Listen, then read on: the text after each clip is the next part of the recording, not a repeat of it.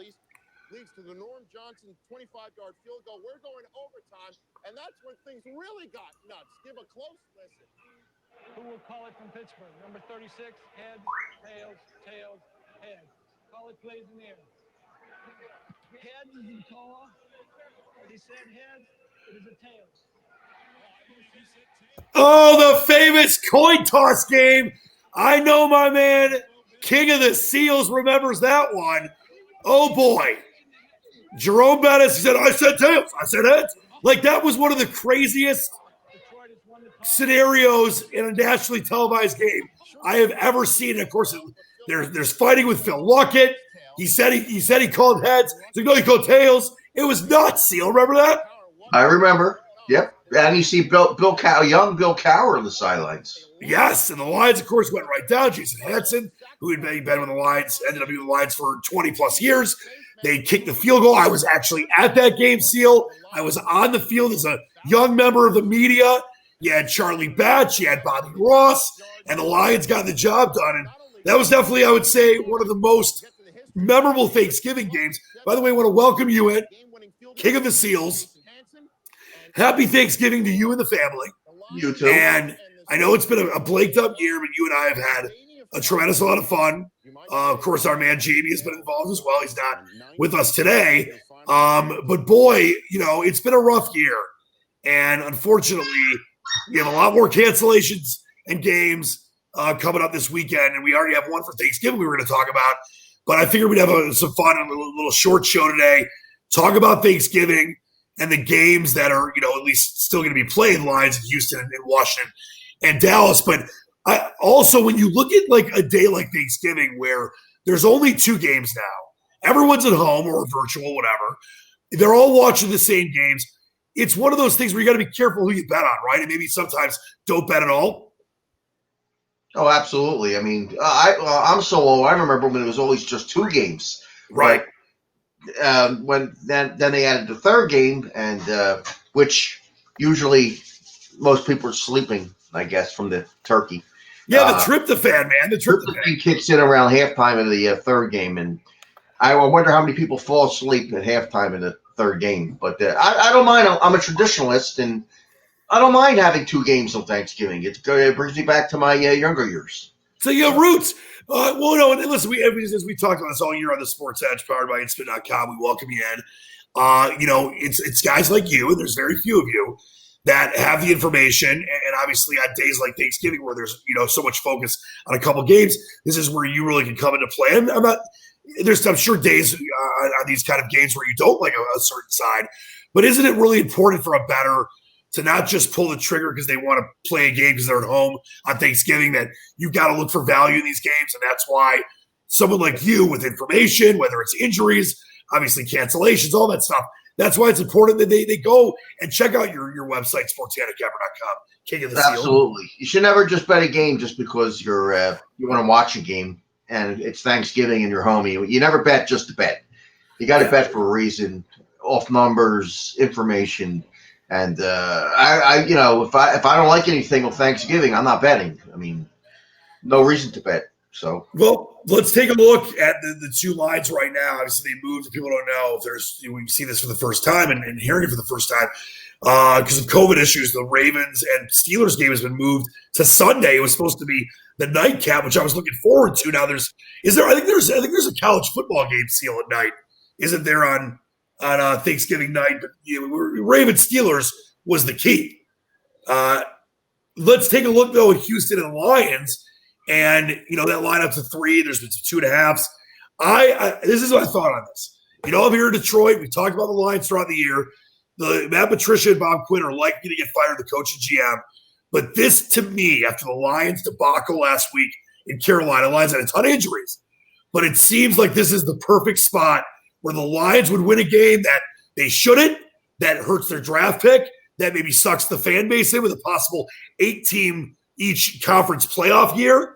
There's already 7, obviously. Where do you land on this game? Because the Lions are definitely much more banged up. I know Kenny Galladay has been ruled out. DeAndre Swift looks like he as well. But Stafford will play, unlike last year where it was Chase Daniel that came in for the Bears. And the Lions, almost won that game against the heavily favored Bears, a game they should not have won. Well, there's two reasons why I probably wouldn't back the Lions, even though I'm not impressed with Houston, even though they've been playing a little bit better lately. Their quarterback's playing out of his mind. The only reason I mean, you look at this game, with a normal year, the place would be sold out, and they would have a big home field advantage, obviously. But with no fans there, the road team's not a big deal right now. And I watched Stratford play last week. He's got a torn ligament in his thumb. He really didn't look very comfortable, to tell you the truth.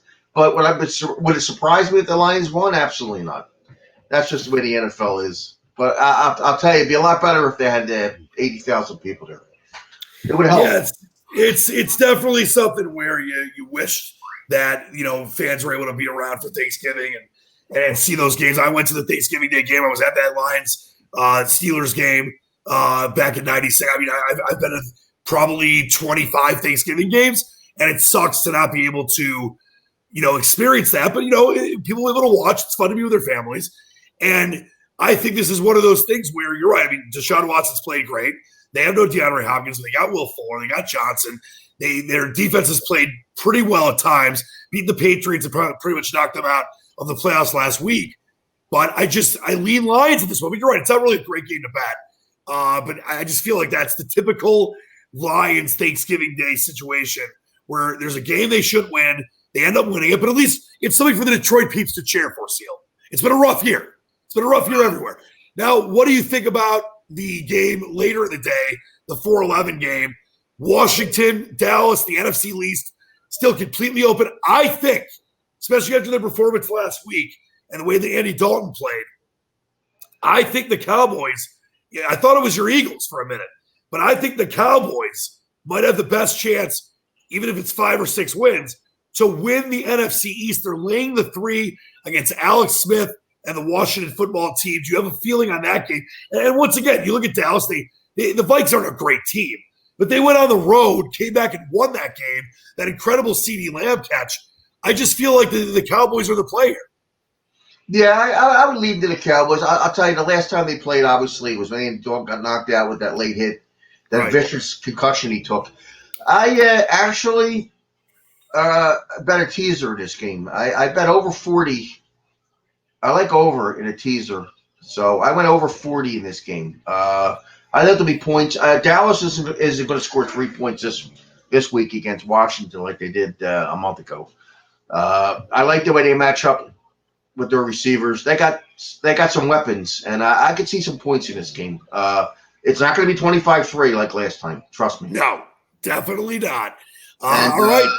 Their offensive line's been a little better, so they swung Martin out to tackle. I could see this being a relatively high-scoring game, and I went over 40 in a teaser because you're picking up 45, 44, 41 for 6 points. It's not bad. You pick up 3 key numbers. I actually teased them with the Browns this week. I think the Browns are going to play very well this week. They've played 3 games in a row at home in bad weather. Okay. Yep. 2 games in a row. It was terrible winds, and last week they played in a pretty stormy, rainy game.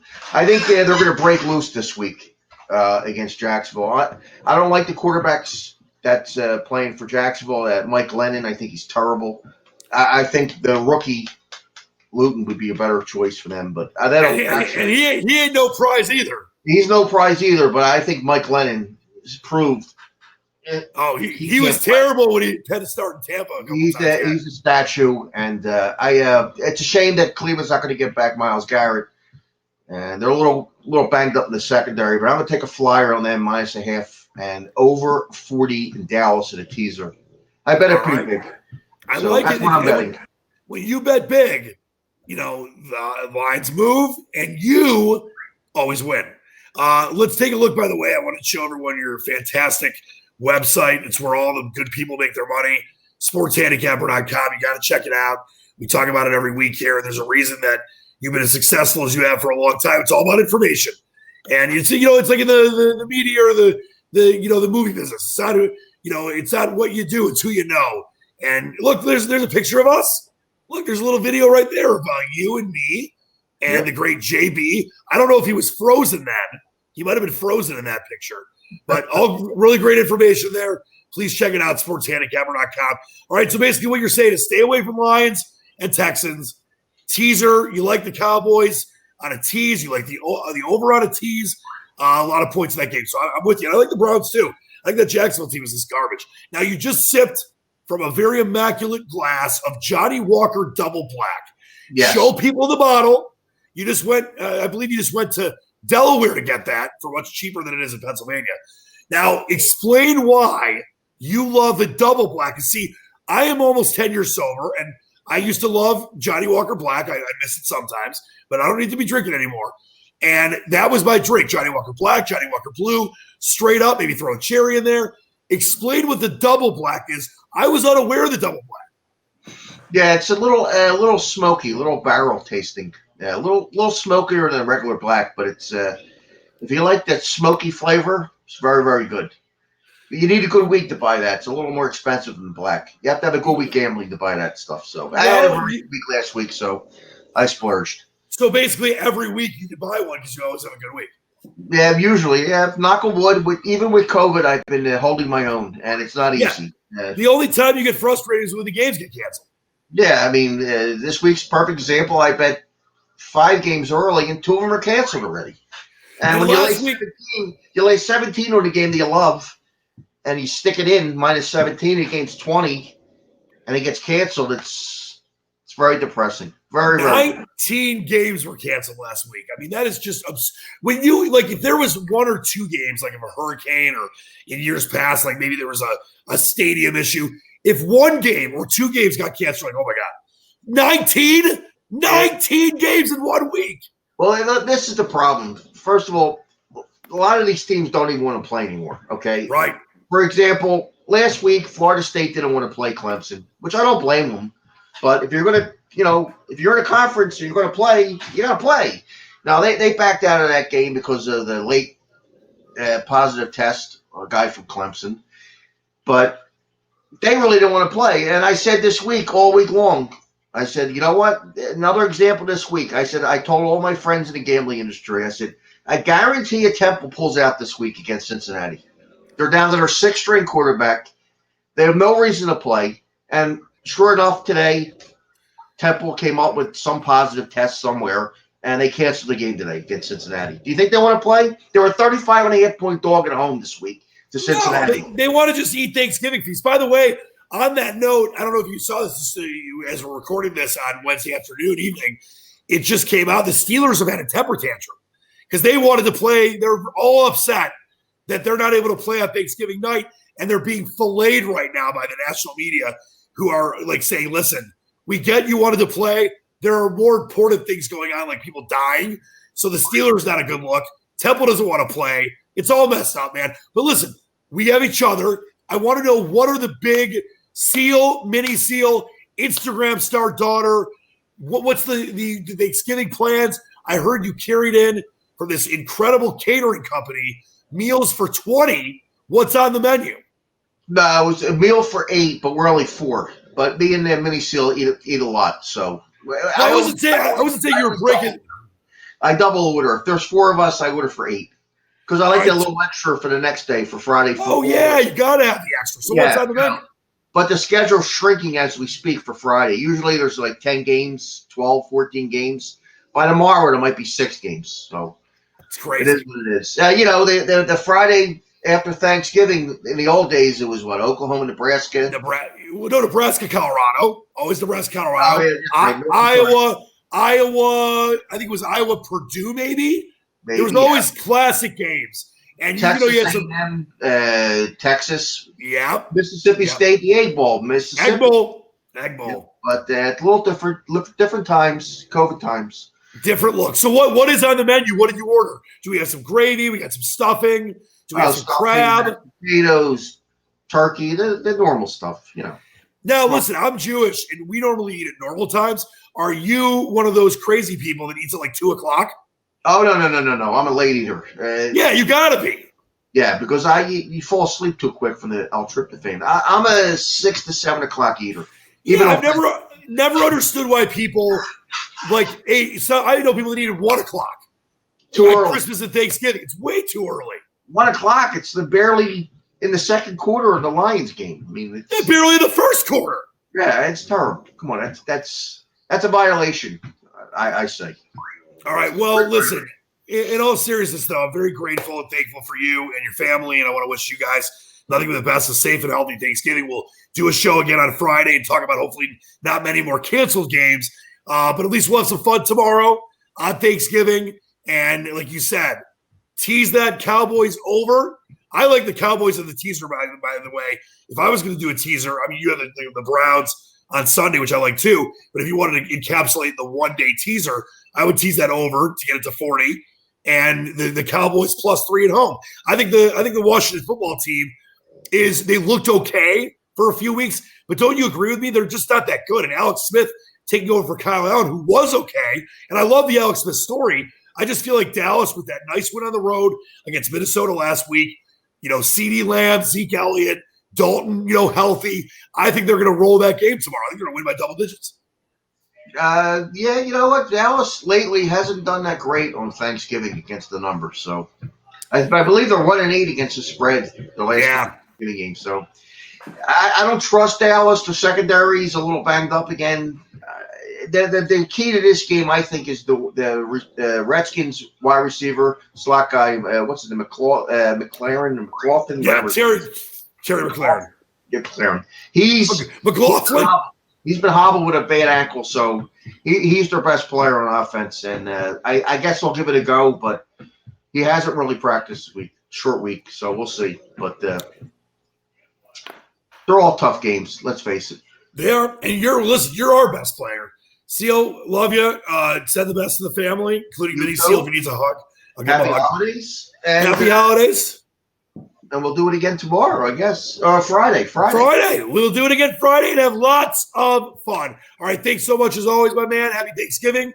Until next time, for Seal, I'm DTM. Dan the man, the Squatch. We love you. Happy Thanksgiving. Be safe. Don't travel, please, if you don't really have to.